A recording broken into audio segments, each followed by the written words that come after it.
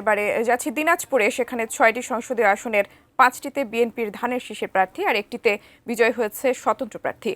জেলা জুড়ে চলছে উৎসবের আমেজ। বিস্তারিত জানাচ্ছেন দিনাজপুর প্রতিনিধি ভুবন সেন। এই মুহূর্তে আপনার কাছে কি কি তথ্য রয়েছে জানাবেন। সংসদীয় আসনের মধ্যে 5টিতে বিএনপির ধানের শীষের প্রার্থী তারা বিজয় লাভ করেছেন এবং একটিতে বিএনপির যে স্বতন্ত্র বিদ্রোহী প্রার্থী এজেডএম রেজানুল হক তিনি কিন্তু বিজয় লাভ করেছেন। তার যে নিকটতম প্রতিদ্বন্দ্বী 11 দলীয় জোটের প্রার্থী এনসিপির যুগ্ম মুখ্য সংগঠক ডাক্তার আব্দুল আহাদ। তো দিনাজপুরের যে একটি খ্যাতি রয়েছে বিএনপির ঘাঁটি হিসেবে পরিচিত এই দিনাজপুর, সেই দিনাজপুরে কিন্তু আবারও যে বিএনপির আধিপত্যের লড়াই সেটি কিন্তু তারা আবারও জানান দিচ্ছে। এবং পক্ষান্তরে যদি বলি যে দিনাজপুরের 6টি সংসদীয় আসনে বিএনপির প্রার্থীরাই কিন্তু বিজয় লাভ করেছেন। আমি যদি আপনাকে একটু জানিয়ে রাখি যে দিনাজপুরে সংখ্যালঘু সম্প্রদায়ের সংখ্যাটা একটু বেশি, যার কারণে যে ভোটের ফ্যাক্টর হিসাবে তারা কাজ করেছেন।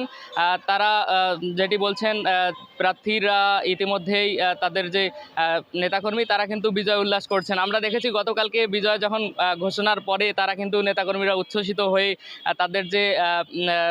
তাদের যে বিজয় উল্লাস তারা উদযাপন করেন।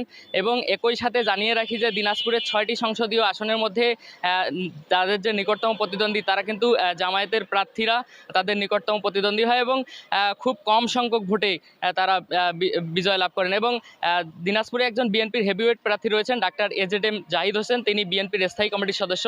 তিনি ইতিমধ্যেই বিএনপির যে বর্তমান চেয়ারম্যান তারেক রহমান তার সঙ্গে তার নির্বাচনে বিজয় লাভের পর তার সহধর্মিণীর সাথে কথা বলেন তারেক রহমান। এর পরেই নেতাকর্মীরা তারা উচ্ছ্বসিতভাবে তারা বিজয় উদযাপন করেন এবং আজকে দুপুরে নামাজের পর বিজয় র্যালি এবং যে দোয়া মাহফিল সেটি অনুষ্ঠিত হবে। এই ছিল আমার কাছে